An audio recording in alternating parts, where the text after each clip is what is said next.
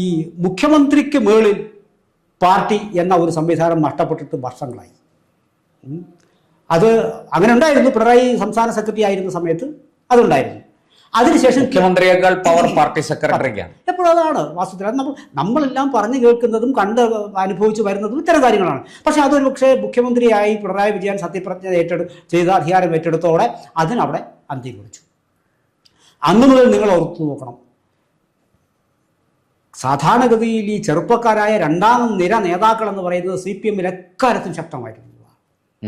ആ ഒരു ഈ ഇദ്ദേഹം ആദ്യത്തെ വട്ടം ഭരണത്തിലെത്തുന്നതിന് മുമ്പ് 2016 ഈ വെട്ടിനിരത്തൽ പ്രക്രിയയൊക്കെ പിന്നെ ഏതാണ്ട് തീർന്ന് പാർട്ടിയെല്ലാം ഒറ്റക്കെട്ടായി. വെട്ടിനിർത്താന്ന് വെച്ചാൽ എല്ലാം ഒറ്റക്കെട്ടായി എന്ന് പറയുമ്പോൾ വാസ്തവത്തിൽ പിന്നെ തുന്നിക്കെട്ടൽ കൂടുതൽ ശക്തമാക്കി. അഭിപ്രായം പറയാനുള്ള ഒരവസരവും കൊടുക്കാതെ നാക്ക് വായ തുന്നിക്കെട്ടിയ അതിന് ശേഷമാണ്.